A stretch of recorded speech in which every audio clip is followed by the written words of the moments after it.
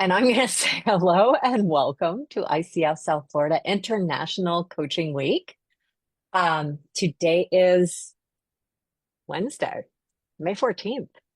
And our wonderful presenter today is Tatiana. So I'm going to throw a thing up on the screen so you can see some stuff.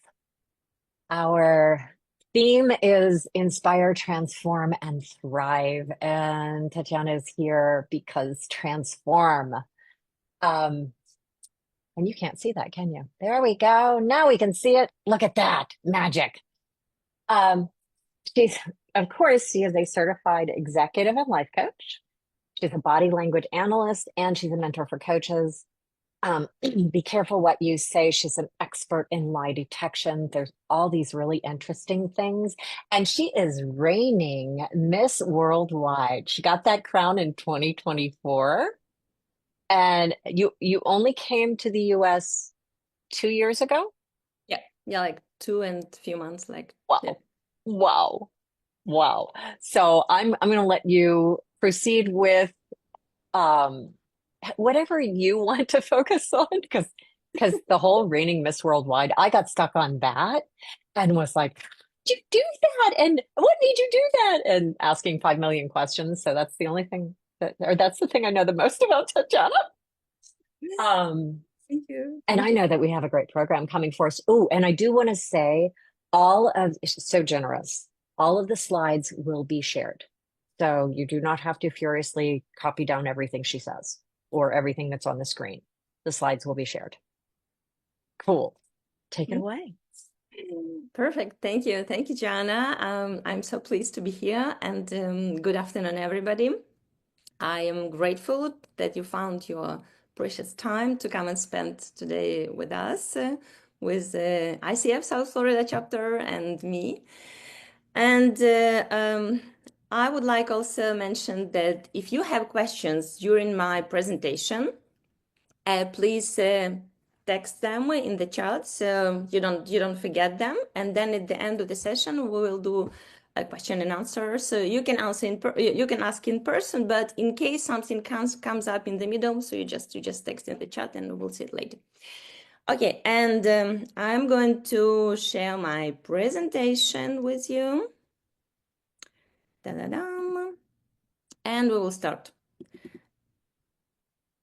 Okay, how is it now? Let me see. Okay, how is it going?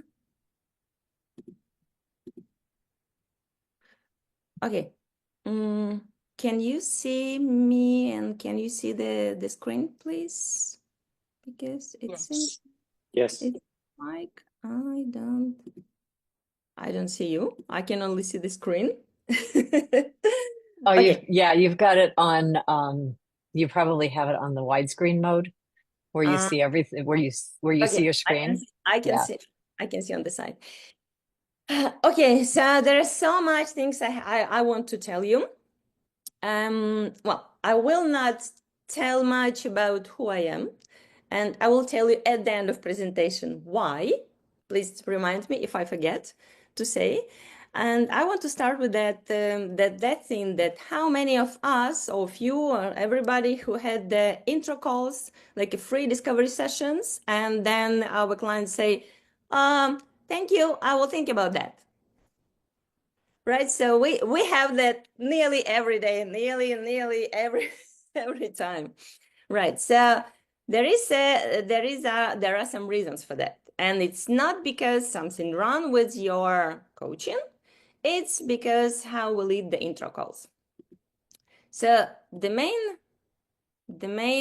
mistakes that usually we make. There are four make mistakes. The first one, that insufficient trust we built. So we just jump into the conversation. Then we have the lack of the session structure, which I'm going to give you now. And I'm going to tell you how to build the trust to make sure that in a very short time, we connect to the potential client. Then incorrect sales technique. Well, maybe not incorrect, but the kind of not appropriate at that situation. And directing versus partnership. I will talk about that as well. Directing, it's what I mean directing. It's to telling the client about the coaching, how's a good how good results they can get with the coaching, instead of giving the client opportunity to decide and to chase for the coach, and to have this mind shifted from can I afford not to hire the coach, rather than I will think about if I really need the coach. Okay, so well, unfortunately, I have to say that people pay money, like all of us, a human being. We pay money more easily, and they give everything easily for to get rid of pain, not to get the pleasure. That's a kind of psychological stuff. And most of people, if we ask them what is happiness for you, the most common answer will be that to have no problems, to have no pain. So that's actually the key to effective selling, because the pain relief motivates actions more than the goal achievement. Goal achievement and secondary. And one of the mistakes that we coaches make, we focus on the goals of our client, but instead of focusing what kind of pain is standing behind their goals, because clients will never say, oh, I have this pain, or I want to get rid of this pain. They usually say, oh, I want to achieve this goal. So our job is to find out what is the pain, and because getting rid of the pain will lead to the happiness and will lead people to motivate to work with us.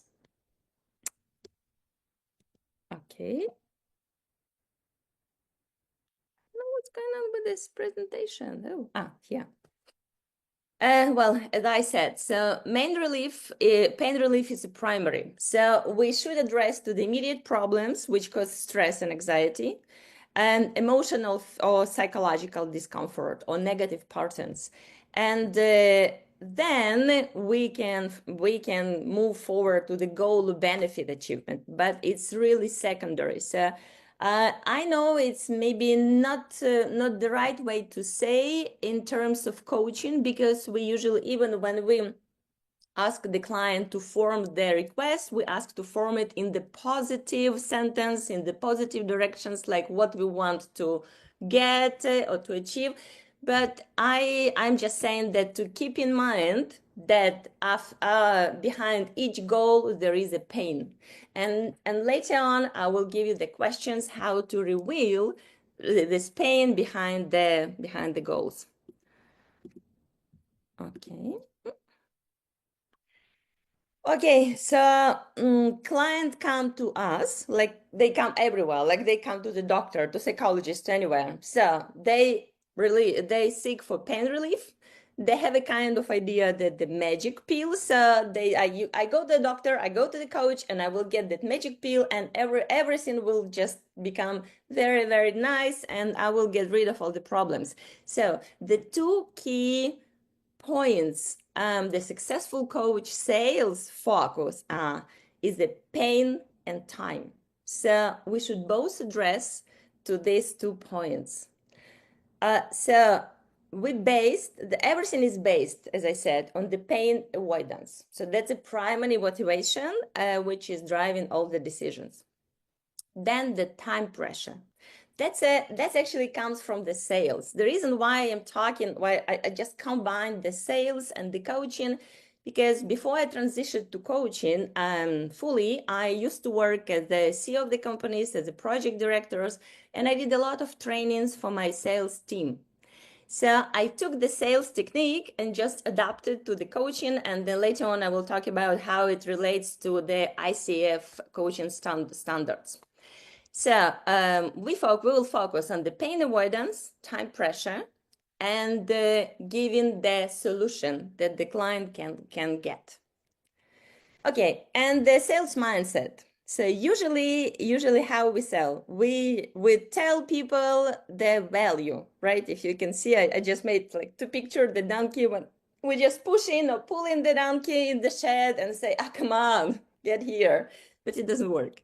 It doesn't work. The only thing which is effective, and it works if when we create the desire in client's mind and in client's head to go to into the journey with us and to get rid of the pain, to pain relief, and that will lead to achieving their goals. So we will work on the changing sales mindset and using different approach to the sales. Okay, so the 5 key elements of effective intro calls that I'm going to focus right now. I put it, you can see in the like ICF 4, ICF 7.2, 7.3, 7.4, right? So that refers to the ICF competencies. So when you will have the handouts, so you can go to that competency and you can see how it is related to our ICF coaching standards, right?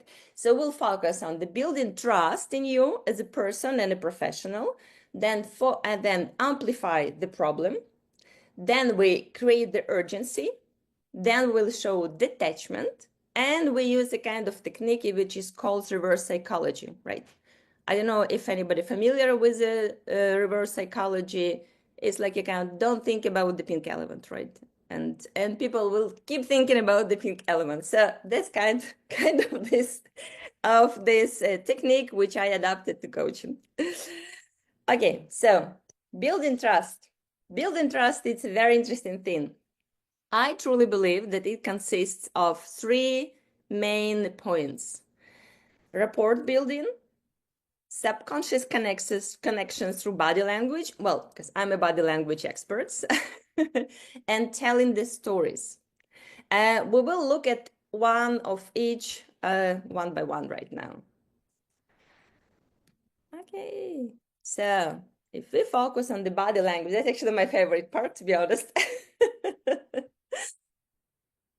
So your body language mastery starts before the session, actually. So well, just recently, like 2 days ago, I was in Harvard in Boston. There was a summit, and my speech was about the body language in the virtual settings. So actually, that's something that I want to share with you because we work mostly in Zoom. So that's something that is good to know. So the before session, right? So we position the camera. I think there is no need to tell anybody, but I see very often that people put camera like this, for instance, so you can see only my top of my head, or like this, so you can see only here. Or they don't look in the camera. By the way, the trick which will help you to look at the camera, you just put a little sticker, a piece of paper next to your camera, and it will just catch your attention, catch your eyes. So it will help you to focus on the camera, not on the other people's faces, on the screen, right? The other thing is, I strongly advise everybody to have that nice and clean background.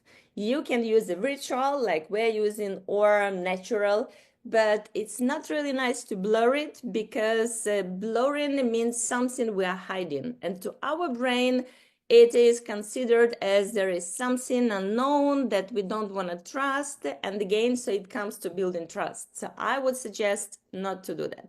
But well, it's totally up to you, but I tell you what's working best. Okay, and then in the online session, right, as I said, so we try to keep the eye contact. It's suggested that it's the ratio 70/30.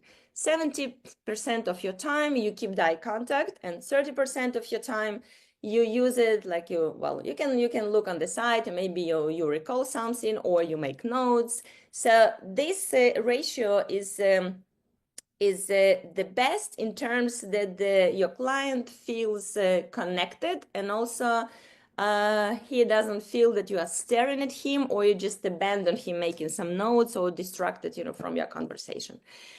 And well, when you are sitting, sit relaxed, keep feet on the ground flat. Why that? Because when we are grounded, we feel grounded inside. We feel confident and we feel safe and secure because we grounded our feet. Avoid slouching or leaning too far. Like I'm just trying to just jump through the screen or backward. I'm too far, so it's nobody. If I'm talking to the person here or I'm talking to somebody else who is behind the screen, and the mirror facial expression to keep rapport. Right. For instance, when the client is talking about his pains and upside downs, it's appropriate, to have the same facial expression as she has or he. And also kind of soothing gestures. It's like fidgeting, like or touching your face or like something like that. And also, I saw some presenters, so when they talk, so they do like this in the camera. Just imagine you are sitting and something is pointing to your face because camera makes everything closer to us. And when we use our hands, our gestures, so make sure it's not going into the camera, it's not pointing, it's not chopping, because it makes people feel aggressive inside. So it doesn't build the trust. It's on the contrary, holds people back. Right. And if you happen to be in person and you have, well, the best thing is to choose that you are sitting not the opposite. You sit on the angle. But if there is a setting that you cannot sit on the angle, move your chair. Even if you're on the opposite, but move the chair and the person will perceive it as you have the angle, not the opposite. So it makes it smoother and softer and easier to connect, right? Okay, and the energy you project, it is always something that people pick up, because there is a thing which we call mirror neurons. So we just copy the other person. So for instance, if someone is smiling, so we smile. When we watch movie, someone is sad and crying, so we feel the same feeling. So once you project your energy and your feeling, so it goes to your client as well, and he starts feeling the same. Okay. So then we go to building rapport. Building rapport, for those who are familiar with NLP, so they know how it works. So you can build rapport on the 4 different levels.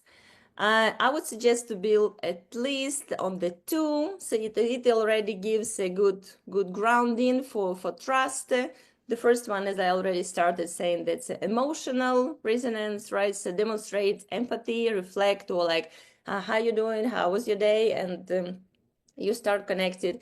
Physical mirroring, so you mirror the posture and the breathing patterns. Also, you can mirror the speech and the tone of the voice, because when the client speaks fast and you speak very slowly, it's just dissonance, right? And it doesn't connect each to another. So you can start speaking at the same speed that the client speaks, and then slow down a little bit, and you will notice the client will slow down as well. So you can lead the client. And of course, at the deepest rapport is at the values alignment, right? So, for instance, you can share the same experience or the same worldview or the same beliefs. So it also helps to build the trust. And the third component of building trust is success story, right? Success story, it's something that I usually tell at the end of my conversation, of my call, because when I present my offer, so I give the success stories. So I choose the relevant case. So I choose the story that is similar to the challenge that my client or prospect situation. Then I highlight the journey. So I emphasize what the transformation was done. I quantify some results. And then I end with the insight. I connect the story to the prospect situation, right? For instance, I gave you the example, like I worked with someone who felt the same. She's stuck in her job and wanted a change, but had no idea where to start. And in just 3 coaching sessions, we clarified her values, uncovered what was holding her back, and mapped out her next steps. So a few weeks later, she landed on an interview and accepted a new role that felt right for her. So once she got clear, everything moved quickly. So you showed that there was a pain and then she got the relief. So actually, she achieved the goal that she wants. But again, you walked her through the pain. Okay, so now we go to the questions. I think that's the most important part of them. What coaches do is asking the questions, right? So we, first of all, as I said, we look beyond the stated goals. So we find the true motivation, which is always pain avoidance. Then we use the pain revealing questions. And then we listen to emotion signals, reflect, and amplify. So that's now how we're going to do that. Okay, problem amplifying questions, right? So you will get all these questions, but my favorite question that I usually ask, what's preventing you from achieving this goal on your own, right? Because the person came to us for some reason, he wanted help. So I ask, literally, why did you come to me for the help? And then I start asking, deeper about the question. How is this issue affecting other areas of your life? What have you already tried that hasn't worked? Yeah. How does thinking about this problem make you feel? So I'm starting amplifying the feeling, what the pain is inside not achieving this goal, right? And then I give a little bit of the future, like if nothing changes, what does your future look like in 6 months or a year, right? And what opportunities are you missing because of this challenge, for instance? So I try to start this kind of, let's say, viral process in the prospect's head that what's going to happen if he goes home not hiring the coach. Because if he is already here, he's talking to me, it means that he wants to work with the coach. But either he doesn't know how, or he doesn't see the value, or he doesn't know how he will get to his goals using the coaching techniques and working with the coach. So once I amplified the problem, I create the time-based questions. So I ask the time-based question. The first, I examine past attempts, right? Like, how long have you been trying to solve this problem on your own? And the client says, well, I've been doing it for a year. And then, oh, really? And how is that going on? So it's something that gives the client understanding that if he doesn't go to the coaching session, if he doesn't start working with the coach, he's going to suffer for the next year or maybe next few years, right? So then there is the future consequences question goes, right? So what happens if you don't resolve this issue soon, right? What will happen if you don't address this issue in the near future? So just the examples, so you can create your own questions, which fits better for your style, for your tone. And then I go to calculate the opportunity cost. And I ask, what will you lose by not solving this problem now? So I show the client how much he will lose. Because then at the end of the session, when I will be presenting my my coaching offer, right, he might say, oh, that's expensive. So that's a question, the calculate opportunity cost, to avoid the question about the price later on at the end, or even eliminate. So this question will not arise. And then I like to use the jungle metaphor. So I say, imagine you're in jungle now, right? You can try to find your way out alone, which might take you months or years and with no guarantee of success, or you can work with a guide who knows the fastest and the safest path.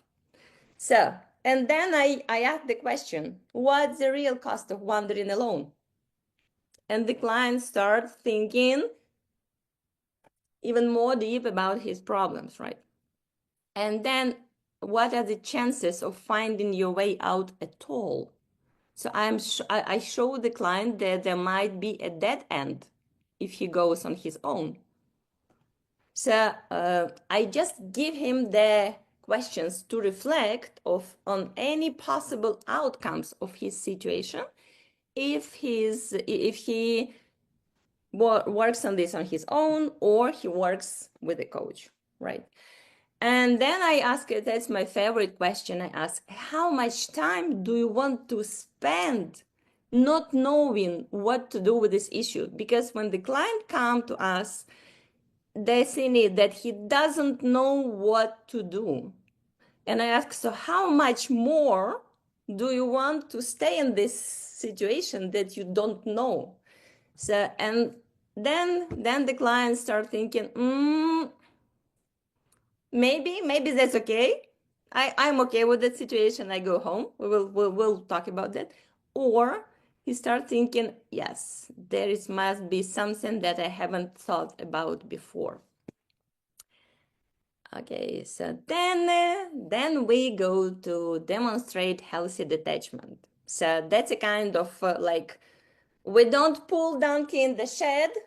We show the carrot, and we show that we don't actually want to pull the client into coaching. That's his own decision, right?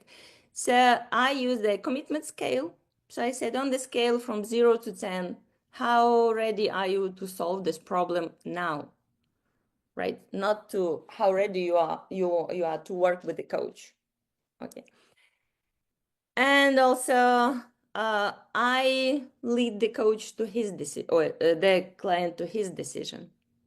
I say, it's totally up to you how long you want to be in your current situation.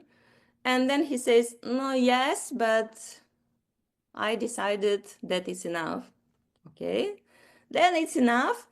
I acknowledge that he spent quite a bit of time trying to cope with this situation on his own.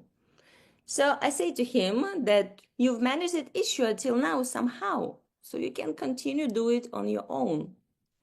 And that's the point where the seed of the technique, of the reverse psychology technique, like don't think about pink elephant, is planted in the client's head.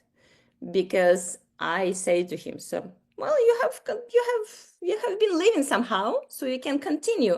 And then that's a kind of rebel inside of the client. He said, no, I don't want to continue. I want to do something different. I want to achieve my goals, or whatever they say. And then I express selective criteria. So this at this point, I say that the coaching, it's not the tool for everyone, but actually that's true, right? So, and I say the coaching is not right for everyone. I need to ensure that we are a good fit. So how do you feel about it? So this question make the client thinking that he wants to chase me, not I will be chasing him and trying to explain him, look how good is the coaching, that's a wonderful tool, the wonderful technique, you will get to your goal, achieve your goal nice and quickly, and I will help you. No, so I make him chasing me. It's like you are going on holidays and you come to the travel agency, and they start telling you how nice is the airplane, how it's a big, a beautiful and comfortable, that will bring you to your holiday spot. But you don't need that. You just want to get to your holiday spot. That's it. So explaining how helpful coaching is, it's exactly the same that explaining how nice and comfortable airplane will bring you to the beach, for instance, right? To your holiday destination.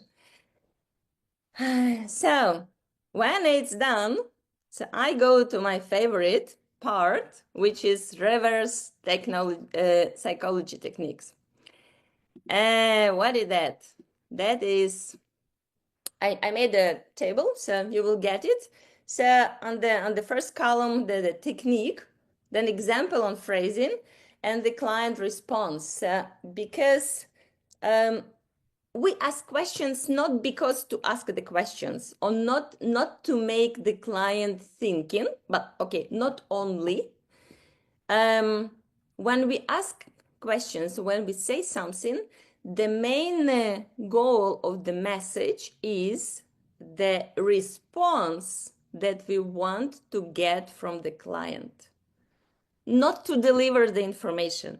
And and it's not only about coaching, it's about life, it's about negotiation, about everything. So if you keep in mind that what you say, it's not just because you want to say, it's just because you want to get a certain response before saying something, even to your friends, to your family members. Just think for a second, what kind of response I want to get from this person with my message or with my words, right? So we can challenge readiness in the client. So this often triggers desire to prove that he is ready. Then we can minimize the problem. Like many people live with this issue their whole life. If you are managing, okay, perhaps coaching isn't necessary now. So we go to the point of time now, right? So then the client might start defending problem's importance. Then the question commitment. So if this work requires consistent effort between session, I wonder if your schedule would allow for that, right? So it motivates clients to demonstrate the commitment because they sign up and then they cancel. They say, oh, I cannot do, or can we bring forward, or can we reschedule, or can we do that? So we covered this already. So we just motivate him to demonstrate commitment. And again, pink elephant method, right? Don't think about how different your life would be without this problem, right? Or without achieving this goal. You can be okay with it now, how it is now. And then it creates mental image in the client's head what happens of the desired when the desired outcome comes. And then permission to decline. It's perfectly okay if you are not ready for this level of change, right? So this question helps client to understand whether he is ready. Well, actually, not question, that's in the sentence. Whether he is ready to go to the change and next level, because changes it's already different level, right? And usually it's a higher level because people want to grow. And it helps him to choose whether he really wants to go. But in the most cases, of course, he wants to go.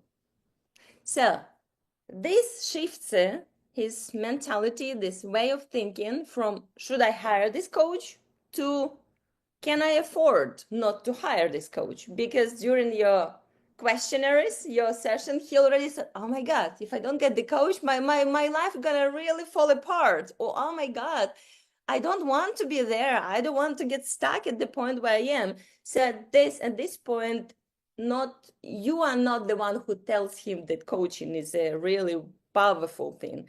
Now it turns the way around. Client starts telling you that he wants coaching because now he truly believes by himself. Not you didn't tell them that the coaching is so good, right? Okay, so that's the point when you present your coaching offer, right? So you don't talk about your offer until you've got all these steps, all the questions through, and wait until the client asks about your conditions or pricing. Usually it happens. Believe me, if you go step by step, what I explained you, use the question that I gave you, maybe not from the first try, but you master your questioning, you will see the different clients, you will see how it works. So by this point, the client already asked you, Okay, so what is your price? How can I start coaching sessions with you? So that's your point, that's your moment of the glory, because that's now when you can explain what coaching is and how powerful and how beneficial the coaching will be for the client. Then summarize their problem, because they shouldn't forget they have problems. They should keep in mind that these challenges stop them from getting their goals, right? And you present your solution and options. So, well, usually the intro call is to understand what the client wants, and then after the call, I present the option and solutions working with me. But I usually do my homework before. So I ask the client social media. I ask the more or less goal that the client wants to achieve. So I already do my homework before the intro call. So I'm prepared and I have two, maximum three options. Don't give more, because the clients get lost. I give them the choice, like, I call it the technique choice without choice. Like I say, we can meet tomorrow 5 o'clock in the evening, or we can meet I don't know, on Friday 10 o'clock in the morning. So I don't tell them when is convenient for you to meet, because this question makes people wandering around and their brain is not capable to think, because they start thinking, oh, I've got a nail appointment, or I have a doctor, or I have the things done, or I haven't done the work, finished my work yet. So two, maximum three options. And then I share again relevant story success, because the client wants to be sure that he will achieve the goals, that coaching will help him. And it's also one of the objection question, that what if coaching doesn't help me? Okay, and here is Milton Erickson here. We will go there for this question. Okay, so one of the most common, I think that's four, but if you have more, you just type in the chat, or we will talk just like in 5 minutes. So the first question what they usually ask, why isn't one session enough? That's what I was talking about before. They're looking for a magic pill. I take one magic pill because someone told him that the coaching is a fast and effective. So they think it's a magic pill, it's one session, then it's done. So then I use the metaphor analogy like gym or marathon, right? I said, if you want to run the marathon, is one training enough to run the marathon in 20 miles or 50 miles, right? Or if you want to have a nice toned body, a nice muscles, or six-pack tummy, is one training enough? So that. And then what if coaching doesn't help me?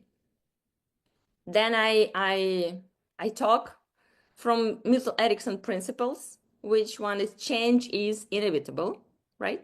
And another one is you have all necessary resources. So this is that I show that what the coaching is based on, and also I show the client that he is capable to have the changes, and he is one of the main person who is going to work on these changes, that I'm going just to facilitate them. Okay. And then I tell him that you will notice changes in your thinking even after our conversation today. This is one of the most powerful sentences I say to them, because they start thinking, oh, really? Yes. What are the changes? Oh, yes. I started thinking differently. So they start looking for their brain, like our brain. That's how our brain works. We start looking for the proof that really we have already some changes in our way of thinking. And then another objection is, how will I see results? So that's easy. That's what we always do. So we establish the clear progress criteria in our first session, and then we go through. And the most common, I think, one objection is it's too expensive. Okay, So, as I said before, if the pain and urgency are established properly, so the price objections rarely arise. But when the price objection arises, it means that the client income level may be mismatched. Maybe he cannot afford, number one. And number two, that the client may be uncoachable. What I mean in saying uncoachable, uncoachable, that's a person who is not ready for changes, but he cannot admit it. He cannot say I'm not ready, and he is looking for excuse, something like, oh, it's too expensive. So I usually tell the coaches who come for mentoring for me, I tell them that price objection, it's not about that the price is wrong. That's about that either you are barking at the wrong tree, so this price is not for that person. And or maybe this person cannot really afford it. So that's it. So going back again for my homework, when I do the research of who is my client, I already have an idea what kind of offer and options I will give to the client, because I have an idea more or less what kind of income this person as a professional or can have, and I can roughly assume either my price or my fee is going to be okay or affordable or not. So I will understand whether this objective is real or that's a kind of excuse not to go into the coaching. Okay, so closing the deal, right? Our favorite competency, ICF competency 8. So we present the options, right? So clear packages, as I said, 2 or 3 options maximum, right?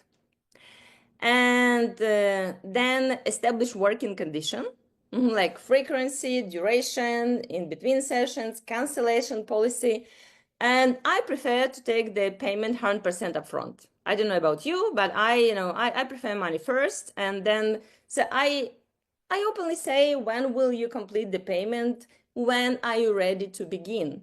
And then we schedule what meeting times works best for you, and when would you like to schedule our first session. So I focus the client on the actions, because I made this way through with him. I walked him through. He understood already whether he wants to go with me to the coaching journey or not.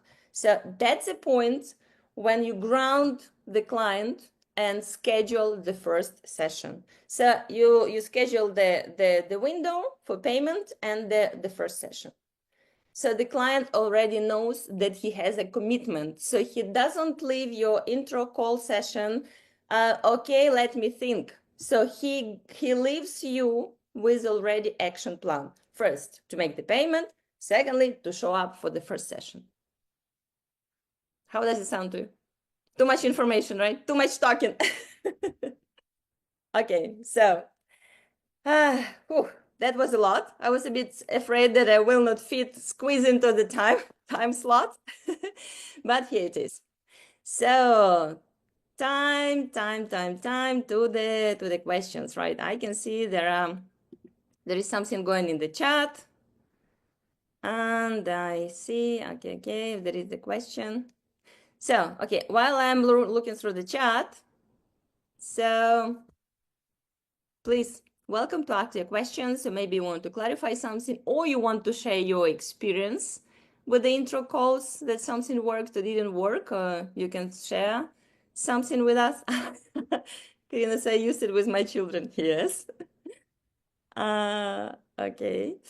And how long do you recommend scheduling a discovery call for? I usually try to do it no more than 30 minutes, no more, because then it gets a little bit, like repeating itself. So yeah, up to usually 20 minutes, up to 30 minutes. Okay. Yes, Eric? Yes, please. First, I'll lower my hand. Tatiana, a really fascinating approach to the coaching calls. I loved all the science behind it. I thought it was super interesting.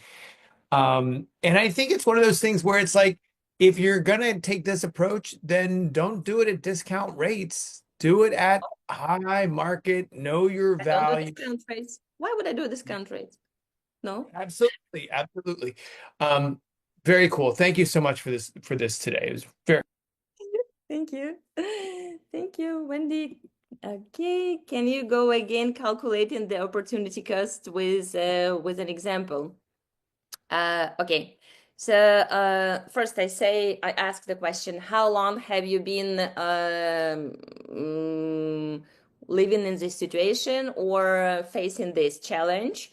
And then the person says, like, I don't know, a month or a year or whatever it is. Yeah. And then I ask how long do you want to stay in this condition, for instance, right? And what will you lose by not solving this problem now, right? Like for example, the person got stuck at the work that he doesn't grow in the career, right? And he wants to change, but he doesn't know what to do and how to do. So I say, so what opportunities are you already missing because you are stuck already? Okay. And I said, how much money do you miss because you stuck at the job position? You didn't apply for another one. And he says, for instance, it may be like $1,000 a month. I said, okay. I just imagine a year. It's already 12,000. What could you do with 12,000 on top on your current salary? And the client said, oh my God, 12,000, really? You know, so that's can be an example, for instance. Well, actually, the question that I gave, it just, the reference, you can modify them. You adjust them to the client's situation, like I adjusted right now about the work, then or new position, a new career. Good. Okay. And I promise, I remember John promised to send you the file, that I would send the file with all the slides and notes. And I am now about to send it to you. Okay, I send it in the chat. It's a PDF file. So feel free to download and feel free to connect with me, LinkedIn, Facebook, Instagram, whatever. Or if you don't know how to find me, you just Google Tatiana Tidenko, Google, and you will see the whole page about me.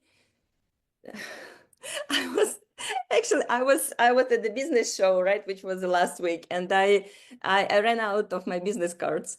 And I came to one stand. They were doing marketing, and they said, "Do you have business card?" I said, "Yes, I had, but I ran out." And they said, "Okay, can we have your contact details?" I said, "Sure. You just Google my name, and you will find all the contact details." And the guy said, "Wow, I have never had anyone who would come up to me and say, 'Okay, you want to contact me? Just Google me.'" So, well, it may sound a little bit too confident, but that's true. That's true. So. Just my name, my all social media are under my name, so it's not like a nickname or whatever, so it's easy to find. So I'm so grateful. Question, I'm sorry, Shiva, please. Hi, I hope Hi. you're doing well, and I really enjoy your talking. Actually, for the coaching week, I'm going to offer a kind of coaching session as a gift to some of the clients that were introduced to me, and I'm going to actually somehow, as you said, to change them to the kind of the real clients, the paid client from the free clients. And in this session, I'm going to at first talk about the coaching and make it clear what the difference is between the coaching and other professions about the 30 minutes. Plus, actually introducing myself and also becoming familiar to each other. For the next 30 minutes, I'm going to give the client a free coaching session. So after that, I don't know how to invite him uh, to have a contract and continue our coaching sessions, because there is no other time in order to arouse actually the emotions in my clients, to talk about the costs and benefits and these things. So the procedure of the session is, as I told you, the first 30 minutes about the coaching introduction and the the next 30 minutes, coaching session, Mhm. pure coaching. Yeah. Okay, thank you, Shiva, for the You're question. That's a welcome. question. And then in this case, well, I'm so sorry. I'm so sorry to be maybe, how to say, tough. But if you do if you lead the coaching session like that, you're gonna fail. You're not gonna get the client signed up for your paid sessions. I'm so sorry to say that. Okay, and I will explain you why. Because again, this is standard way that we usually were used to do the session, and it doesn't work. So if you keep doing the same, so it's not gonna work. So try the technique that I suggested, and the free session that someone offered, use it the free session on top of the packages he buys. So make the 30-minute introduction session to the plan as I outlined at the presentation, then get him to a paid client and include extra free session in your package. For instance, you have a package of 3 paid sessions and you have, okay, I have 1 session free on top. Number 4 session is going to be free. So that will work. Okay, thank you. I will think about it. Great. Okay, thank you so much. And yes, Jana. Tatiana, Time is running. you sent the file to me instead of to the group. If you change it, I didn't catch it. Someone asked me if I could see the file. I'm like, yeah, I got it just fine. Yes, but nobody else got it. I'm so sorry. And Oh, sorry. Yes. that's okay. I had sent you a message and you replied and it didn't send it to everyone. So if you change it to everyone and then send it again, No, please. everyone should be able to see it now. Got it. Yeah. Perfect. Okay. And I'm going to take a second as soon as I find it again, because I have your file open, so now I can't see mine. I'm going to share screen for just a second. I put in the chat like a million comments ago, the what do you call it? The survey code, the link to the survey. And for just a second, as soon as I find it on my screen, I am going to put up, here we go. You can actually take your phone out and do the QR code thing with this. So I'm going to leave it up for just a second before I take it back down again. Tatiana, thank you so much. My word, what an amazing presentation today. I'm over here taking notes. I'm like, people need to see this. People need to hear this. This has been amazing. We can repeat. Saw things to that effect in the chat. So I really appreciate you being here with us today. And I really appreciate everyone who showed up today, because there's really no point in doing these if we don't have participants, and look at the participants.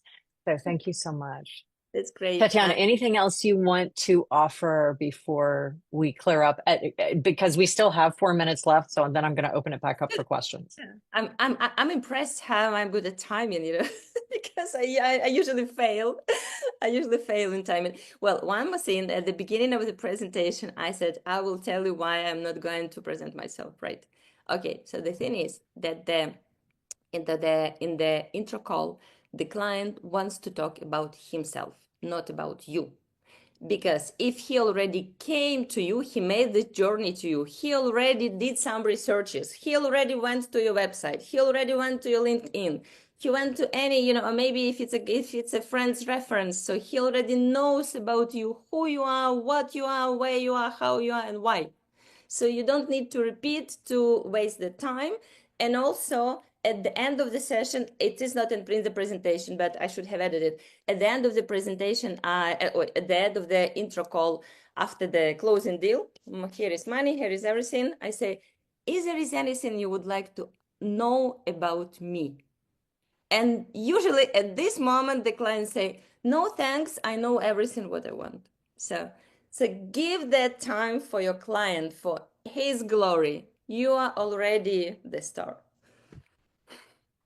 So I'm so grateful to everyone coming here and seeing me and seeing each other and spending your time with the International Coaching Week. And I encourage you to go to the website of ICF Florida, South Florida, and check out the other events, the other beautiful presentation, the other speakers and wonderful topics. And stay tuned. Have a lot of wonderful clients and enjoy and love what you are doing.